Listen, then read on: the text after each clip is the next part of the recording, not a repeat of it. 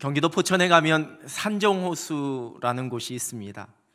7만 3,800평의 면적에 중간 가운데 최대 수심이 23.5m에 달하는 아주 거대한 호수입니다. 산 위에, 이 호수를 가기 위해서는 산 위로 올라가야지만 됩니다.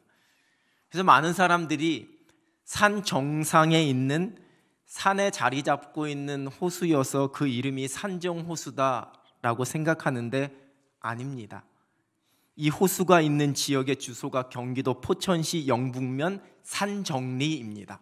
그래서 산정리에 있는 호수라고 해서 그냥 산정호수입니다. 사실 이 호수는 자연적으로 만들어진 호수가 아니라 농업용수로 쓰기 위한 관계용 저수지라고 하지요. 그렇게 해서 무려 1925년도에 이 저수지가 준공이 되었는데 지금은 그냥 호수라고 부르면서 이제 1977년도에 국민관광지로 지정이 되어서 관리되고 있습니다. 여러분, 우리가 보통 호수라고 하면 이 머릿속에서 떠올려지는 그림이나 이미지가 있습니다. 백조 한 쌍이 물 위에 이렇게 유유히 떠 있고 지저귀는 새소리가 들려오고 바다와는 조금 다르게 바람이 선선하게 불어서 그냥 잔잔하게 일렁이는 물결, 그리고 어떤 고요함과 차분함의 분위기가 호수라고 하면 떠올려집니다. 근데 여러분, 이 산정호수는 몇 년 전만 해도 이 트로트 음악이 아주 크게 울려 퍼지는, 옆에 산정랜드라고 해서 아이들 놀이기구가 있어서 거기에서 틀어놓은 가요와 이 동요 소리와 이 트로트 음악과 각 가게에서 틀어놓은 음악이 막 뒤섞여서 아주 소란스러운 시끌벅적한 그러한 곳이었습니다. 그래도 요즘은 많이 질서가 잡혀서 좋아졌다고 합니다. 몇 년 전, 2, 3년 전, 4년 전인가요? 코로나가 시작하기 전이었던 것 같은데 이 산정호수에 차를 주차하고 이 산정호수가 아니라 반대편에 있는 명성산이라는 곳을 제가 오른 적이 있습니다. 이 산의 정상에 가면 호수가 아닌 억새 군락지가 사진처럼 저렇게 펼쳐집니다. 저게 제가 찍은 사진입니다. 참고로 저도 나중에 은퇴하면 교회 달력 제가 사진, 우리 원로 목사님처럼 그 정도는 안 되겠지만, 여러분, 한창 때는 여기도 북적거리겠지만 그 시기가 조금 지난 평일이었는데 바람에 흔들리는 그 억새 소리만 들리는 저곳이 그 산 아래에 있는 호수보다 훨씬 더 고요하고 차분했습니다. 비록 산 정상까지 올라가느라 호흡은 가쁘고 다리는 퍽퍽했지만 저 풍경 앞에 몸도 마음도 평온해지는 것 같았습니다. 그래서 사람들이 자연을 찾고 잔잔한 호수를 찾고 넓은 바다를 찾고 저런 산을 찾는 것이 아닐까요? 예수님께서 베드로와 야고보, 요한을 데리고 변화산으로 올라가실 때의 모습을 마태복음 17장 1절 하반절은 이렇게 기록합니다. 따로 높은 산에 올라가셨더니. 그리고 제자들은 그곳에서 아주 신비한 경험을 하게 됩니다. 오죽했으면, 얼마나 좋았으면 이곳에다가 초막 셋을 짓고 여기에서 살자라고 이야기를 했겠습니까? 근데 이제 그곳에서 내려오는 예수님과 그 제자들의 모습을 누가복음 9장 37절은 이렇게 기록합니다. 이튿날 산에서 내려오시니 큰 무리가 맞을세. 큰 무리가 맞을세. 뭔가 더 구체적인 자세한 묘사가 없어도 큰 무리가 예수님과 그 제자들을 맞았다는 것만으로도 이제 뭐 좀 북적북적하고 시끄럽고 뭔가 문제가 있을 것만 같은 그러한 예감이 찾아옵니다. 그리고 이어지는 말씀에서 그 귀신 들린 아들에게서 귀신을 내쫓지 못하는 제자들로 인한 그 아이 아버지의 다급한 외침이 들려옵니다. 그리고 그 사건이 마친 이후에 이어지는 말씀은 제자들 사이에 누가 더 큰지를 다투고 있는 그러한 모습이 기록되어지고 있습니다. 참 소란스럽습니다. 변화산에서의 평온함과는 거리가 먼 산 아래의 모습입니다. 여러분은 어느 곳에서 살아가고 계시는지요? 지난 가을 특별 새벽 기도회 때 적어주신 기도 제목을 가지고 한 분 한 분 위해서 기도했습니다. 제가 알고 있었던 기도 제목도 있고 또 처음 그 기도 카드를 보고 알게 된 그러한 기도 제목도 있었습니다. 안타까운 마음으로 참 힘들어하고 아파하실 그 마음을 생각하면서 간절함으로 기도했고 또한 지금도 기도하고 있습니다. 겉으로 보기에는 전혀 아무런 근심도 걱정도 없이 살아가실 것만 같은 분들에게도 그 마음을 짓누르고 있는 기도의 제목들이 있습니다. 주님 부르시는 그날까지 아무런 근심이나 염려가 없는 때는 우리에게 없을 겁니다. 우리는 일어나지 않을 일임에도 불구하고 쓸데없는 걱정, 마치 하늘이 무너질까 걱정하는 그러한 걱정을 하기도 하고, 이미 일어난 일, 내가 걱정해봐도 별 소용이 없는 지나간 일에 대해서, 이미 엎질러진 물에 대해서 걱정하느라 잠 못 이루게 됩니다.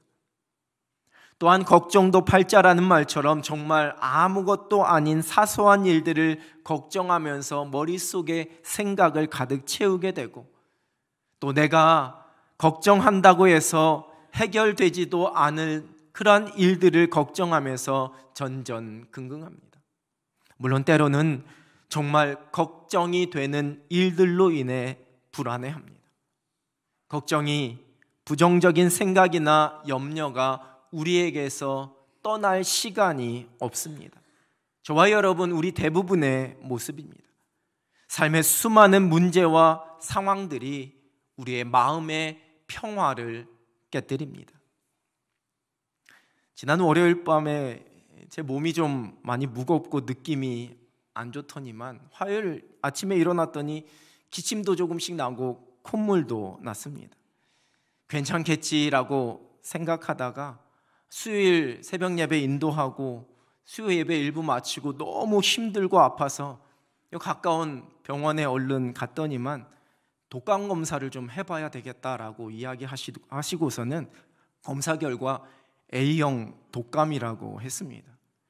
제가 감기로는 웬만하면 아무리 핍박을 받아도 병원에 가지를 않는데 이번에는 정말 견디기가 너무 어렵고 정말 쉽지 않겠다 싶어서 제 스스로 병원을 찾아갔는데 역시 감기보다 센 놈이었습니다.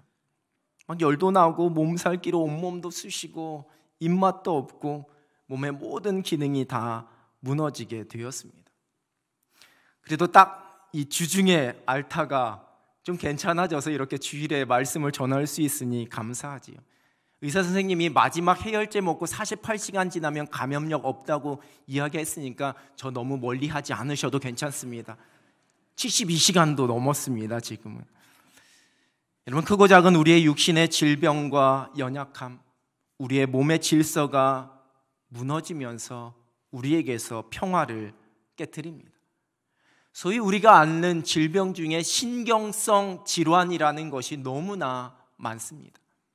우리의 몸의 평화가 우리의 마음의 평화가 다 깨뜨려진 겁니다. 세상에 내 마음과 똑같은 사람이 어디 있겠습니까? 함께 평생을 살아갔던 남편도 아내도 내 마음과 똑같지는 않습니다.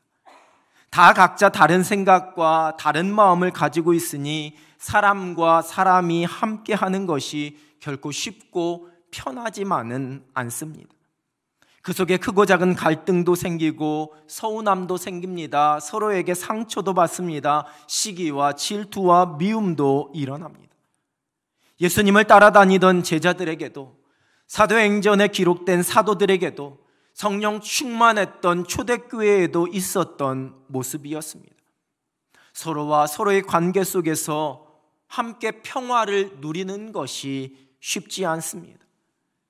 이해하지 못하고 있는 모습 그대로 사랑하지 못함이, 용납하지 못함이, 우리 속에 있는 이기심이 이 평화를 깨뜨립니다.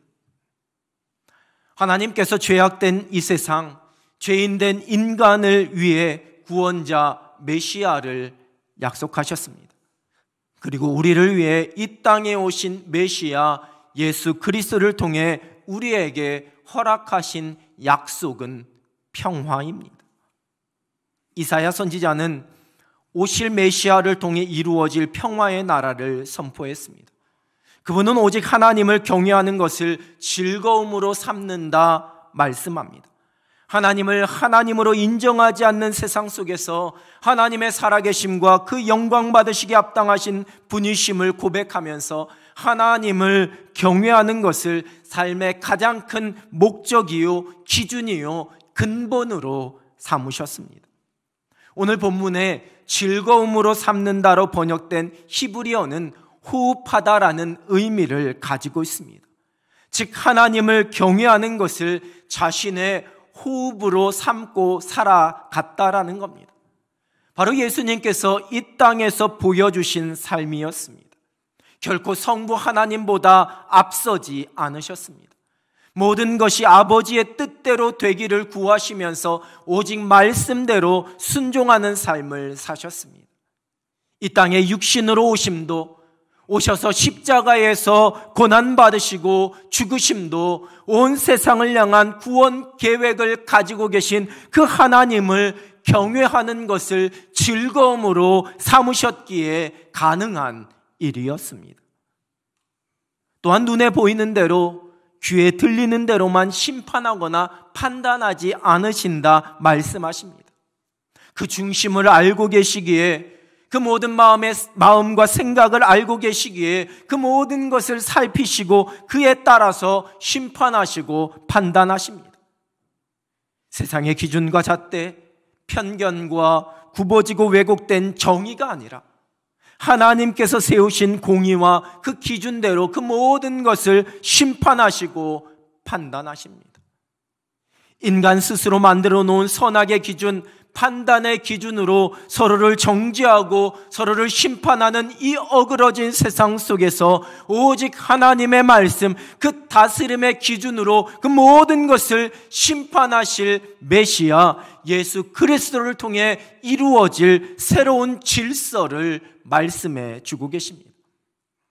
그리고 그렇게 그 질서대로 다스려지는 세상의 모습을 6절에서 8절까지 말씀합니다. 이리와 어린 양이 함께 살고 표범이 어린 염소와 함께 눕고 송아지와 어린 사자와 살진 짐승이 함께 있는, 그리고 그 모든 것이 어린 아이에게 이끌려지는 세상입니다.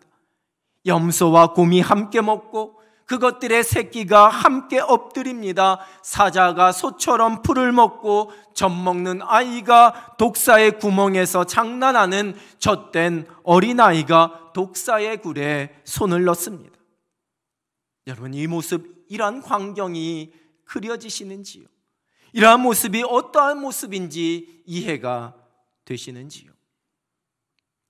교회학교 어린 시절에 이 말씀으로 만들어진 찬양이 있었습니다. 사막에 샘이 넘쳐 흐르리라, 이렇게 시작하는 찬양이었는데요. 근데 그때는 이 찬양만 나오면 다들 긴장하면서 이 서로를 향한 일종의 도끼를 품었습니다. 이 찬양 중에 율동을 하면서 이 찬양을 하는데, 이 찬양 중에 독사굴에 어린이가 손 넣고 장난쳐도 물지 않는, 이 물지 않는을 옆에 사람을 꼬집는 율동을 가르쳐 놨기 때문에 한 번 더 그러면서 이 찬양만, 이 율동만 계속 하자라고 그렇게 이야기했던 기억이 납니다. 여러분, 가사는 서로가 서로를 해하지 않는, 서로를 두려워하지 않는 아름다운 세상을 노래하고 있는데, 당시 이 찬양은 서로가 서로를 정당하게 꼬집을 수 있는, 율동을 빙자해서 원한을 갚을 수 있는 그러한 찬양이 되어버렸던 기억이 납니다. 이 말씀은 우리의 눈높이에 맞춰져 있는 그러한 묘사입니다.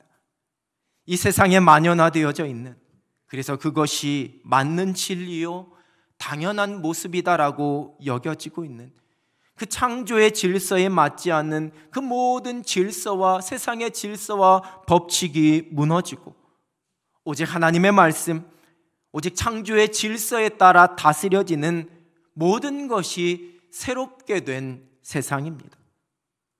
힘센 자가 약한 자를 무너뜨리고, 두려움에 웅크려야지만 되고 숨어야지만 되고, 자신을 믿고 큰 소리를 치는, 서로가 서로의 적이 되어서 견제하고 도망하고 숨어야지만 되는, 내가 살기 위해서는 다른 것을 죽여야지만 되는 그러한 세상이 아니라 함께 더불어 행복하게 살아가는 세상입니다. 서로 해치거나 파괴하는 일이 없는 그러한 세상이 이루어지게 될 것이다 약속하십니다. 강자와 약자의 구분도 없습니다. 부자와 가난한 자의 구분도 없습니다.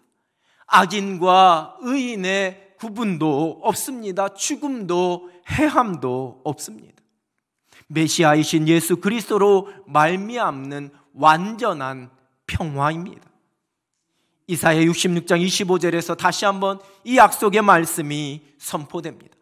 이리와 어린 양이 함께 먹을 것이며 사자가 소처럼 짚을 먹을 것이며 뱀은 흙을 양식으로 삼을 것이니 나의 성산에서는 해함도 없겠고 상함도 없으리라 여호와께서 말씀하시니라. 과연 이러한 일이 언제 이루어질지에 대한 신학자들의 해석은 각기 다릅니다. 예수 그리스도의 이 땅에 오심과 다시 오심 사이인 바로 지금 교회를 통해 이루어진다라고 해석하기도 합니다. 이 땅에 세워진 교회의 모습이 되어야지만 되고, 교회가 이 땅에서 선포해야 하는, 변화시켜 나가야 하는 모습이다, 그렇게 해석하기도 합니다. 또한 예수 그리스도의 재림을 통해 펼쳐질 그러한 모습 세상이다라고 해석하기도 합니다. 새 나라와 새 땅, 온전한 창조의 질서가 이루어지는 완전한 평화의 나라입니다. 이 후자의 해석이 더 적절합니다. 여전히 죄악 가운데 살아가는 이 세상 속에서 이 완전한 평화가 이루어지는 것 결코 쉬운 일이 아닙니다. 아니, 불가능합니다. 우리 주님 다시 오실 그날, 하나님의 그 완전한 다스리심 가운데 있는 하나님 나라에서 이루어질 수 있는 일들입니다. 여러분, 그러나 중요한 것은 이러한 평화가 우리를 위해 이 땅에 오신 예수 그리스도를 통해 이미 선포되었다라는 사실입니다. 그리고 그리스도로 말미암아 구원받은 하나님의 백성들, 그 은혜 위에, 그 복음 위에 세워진 교회가 이 세상 속에서 선포하고 이루어 가야만 하는 평화입니다. 물론 그 완전한 성취는 이 땅에 다시 오실 예수 그리스도를 통해 이루어지지만, 이미 오신 예수 그리스도를 통해 이 땅에 하늘의 평화가 선포되었습니다. 그리스도인들, 주의 몸된 교회가 이 땅에서 이 평화를 누리면서 살아갑니다. 그리고 또한 이 거룩한 사명, 곧 완전히 이루어질 하늘의 그 평화를 이 세상을 향하여 선포하는 사명을 감당합니다. 사전에서 평화는 전쟁이나 갈등이 없어 평온한 상태, 이렇게 정의하고 있습니다. 물론 성경에서도 이러한 전쟁이 없는 상태를 표현할 때 이 평화라는 단어, 히브리어로는 샬롬, 헬라어로는 에이레네라는 이 단어를 사용했습니다. 그러나 성경에서 말씀하시는 평화는 단순히 전쟁이 없는 화친함의 상태 그 이상을 나타냅니다. 완전함, 하나됨, 조화로움, 번영, 건강함, 충만함, 이런 모든 의미를 담고 있는 단어입니다. 때로는 평안, 평강, 화평, 화목, 또한 때로는 구원이라는 단어로 번역되기도 합니다. 신학적으로는 하나님과의 관계에서 형성된 내적인 조화, 즉 십자가의 은혜로 우리의 죄의 문제가 해결되어서 하나님과의 온전한 관계 회복을 통해 이루어진 그 하나님과의 완벽한 조화가 다른 사람들과의 관계 속에서도 이루어지는 상태, 그것을 신학적으로는 평화라고 정의하고 있습니다. 즉 하나님과의 화목을 이룬 하나님의 백성들이 이 세상 그리고 이 땅의 사람들과 화목함을 누리며 살아가는 겁니다. 여러분, 사람들이 말하는 불멍, 물멍이 뭔지 아시지요? 말 그대로 이 불이나 물을 그냥 멍하니 지켜보는 겁니다. 처음에는 이 캠핑을 즐기던 사람들이 모닥불을 피우고 장작을 태우면서 그 타는 모습을 멍하니 지켜보는 것을 불멍이라고 부르면서 그때부터 우리 사회에 온갖 이 멍자가 들어간 개념들이 나오기 시작했습니다. 불멍, 물멍, 카멍, 카페에 가서 멍하니 앉아있는 것도 카멍 뭐 그렇게 이야기를 하고요. 산을 보는 건 산멍, 호수를 보면 호멍. 요즘은 유튜브 영상에도 이 불타는 모습, 물 흐르는 모습이 있어서 그 영상을 보면서 불멍, 물멍을 한다고 합니다. 여러분, 불멍하면서 구구단을 외우는 사람은 없습니다. 멍하니 바라본다는 것은 아무런 생각도 안 하는 겁니다. 그 순간에도 이 생각이 많은 사람은 이런저런 생각과 걱정을 하게 됩니다. 눈은 불을 보고 있지만 머릿속은 복잡합니다. 저 장작불이 꺼지면 어떻게 하나? 언제 장작 하나를 어느 시점에 더 넣어야 할까? 여러분, 그러면 불멍이 안 되는 거지요. 그냥 잠시 복잡한 감정과 생각과 걱정거리, 스트레스가 되는 모든 일들을 내려놓고 싶어서 사람들이 불멍, 물멍을 하는 겁니다. 전 여러분에게 교멍을 추천해드립니다. 교멍. 교회에 오셔서 멍하니 앉아 계시는 겁니다. 그게 교멍입니다. 여러분, 그런데 불멍이나 물멍하고 뒤돌아서면 그 가라앉았던 감정이나 생각이 그냥 그렇게 가라앉은 상태로 계속해서 남아 있습니까? 그렇지 않습니다. 어느새 뒤돌아서면 다시 휘적거려지면서 둥둥 떠올라지게 됩니다. 그렇게 하는 순간에 잠시 평화를 누릴 수 있을지 모르지만 그것이 완전하거나 영원할 수는 없습니다. 위장된 평화입니다. 그냥 문제를 그냥 덮어버리고 잊어버림으로 누리게 되는 거짓된 평화입니다. 세상의 그 어떤 방법도 마찬가지입니다. 우리가 완전하고 영원한 평화를 누릴 수 있는 방법, 이 세상에는 없습니다. 그 이유는 명확합니다. 평화는 하나님께서 창조하신 하나님께 속한 것이기 때문입니다. 세상이 창조되기 이전의 모습을 창세기 1장 2절이 말씀합니다. 땅이 혼돈하고 공허하며 흑암이 깊음 위에 있고 하나님의 영은 수면 위에 운행하시니라. 여러분, 아무것도 없었으니, 창조 이전에 아무것도 없었으니 여러분, 그것이 평화일까요? 아닙니다. 혼돈과 공허와 흑암은 평화가 아닙니다. 아무것도 없는 것은 평화가 아닌 무질서요, 공허와 혼돈입니다. 그런데 그러한 세상이 말씀으로 하나하나 창조되기 시작했습니다. 하나님은 완벽한 창조의 계획에 따라 그 혼돈과 공허와 흑암으로 가득한 그 무질서한 세상을 아름다운 창조물로 가득 차게 하셨습니다. 그리고 그 모든 것이 하나님 보시기에 좋았습니다. 완벽한 질서요, 완벽한 조화입니다. 어지러움과 어그러짐이 없습니다. 평화입니다. 완벽한 조화가 이루어지는 창조의 질서가 평화입니다. 그런데 이 평화가 죄로 말미암아 무너졌습니다. 그 조화가 다 깨졌습니다. 무질서가 곳곳에 자리 잡았습니다. 두려움과 절망과 염려와 시기와 미움과 질투와 경쟁과 이기심이 곳곳에서 나타났습니다. 무엇보다 죽음으로 인한 평화를 누리지 못하는 사람, 그러한 세상이 되어버렸습니다. 이제 다시 온전한 평화가 회복되기 위한 길, 완벽한 조화와 질서가 이루어짐으로 완전한 평화를 누릴 수 있는 길은 여러분 오직 한 가지입니다. 예수 그리스도를 통해 하나님의 형상대로 다시 회복되는, 하나님의 창조의 질서대로 이 모든 것이 회복되는 것만이 하나님께서 창조하신, 하나님께서 허락하신 완전한 평화를 누릴 수 있는 길입니다. 그래서 예수 그리스도께서 이 땅에 평화의 왕으로 오셨습니다. 누가복음 2장 14절입니다. 지극히 높은 곳에서는 하나님께 영광이요, 땅에서는 하나님이 기뻐하신 사람들 중에 평화로다 하니라. 그리고 예수님께서 십자가를 지심으로 우리에게 완전한 평화를 누릴 수 있는 그 구원의 길을 열어주셨습니다.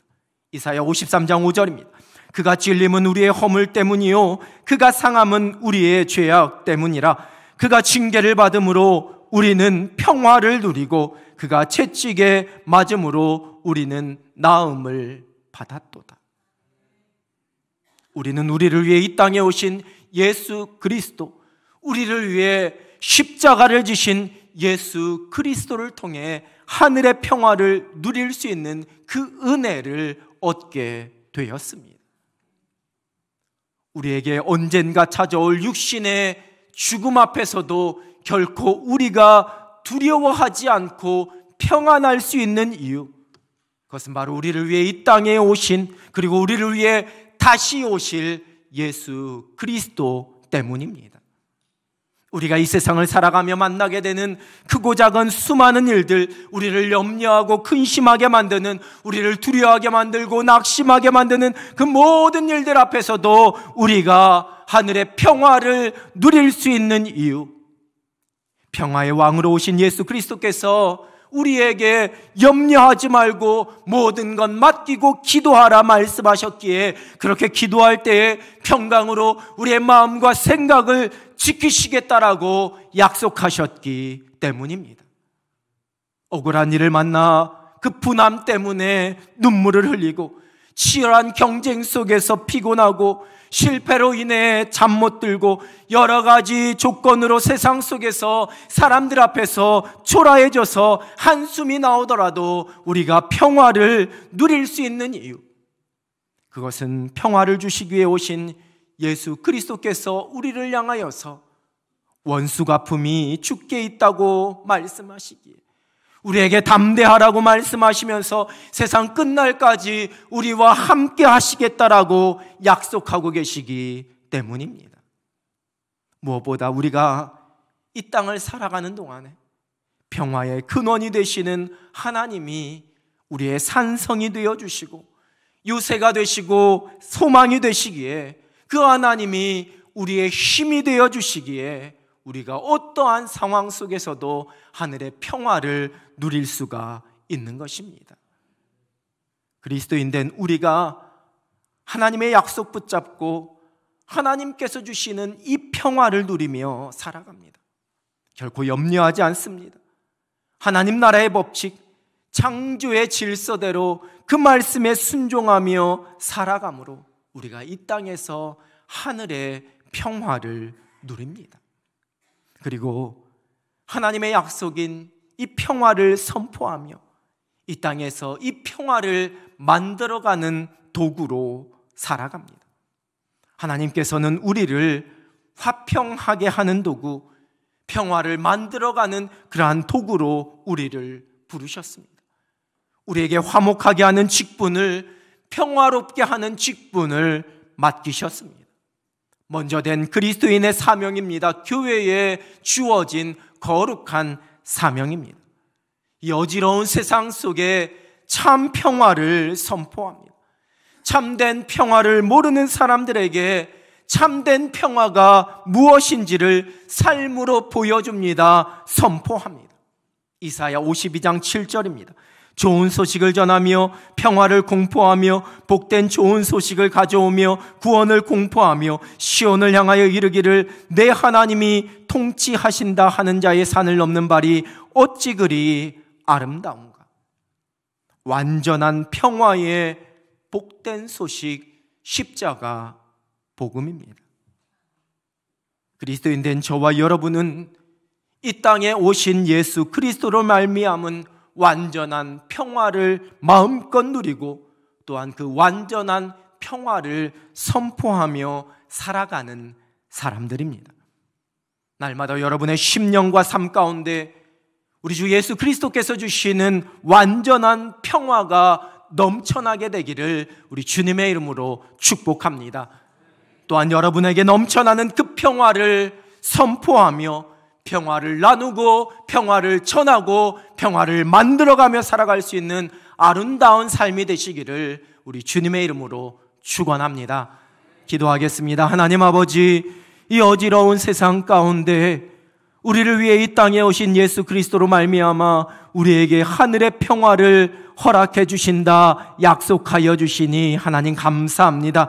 우리의 모든 삶의 염려와 근심, 모든 불안과 걱정 하나님께 맡겨드리고 하늘의 평화를 누리며 이 땅을 살아가게 하여 주시옵소서.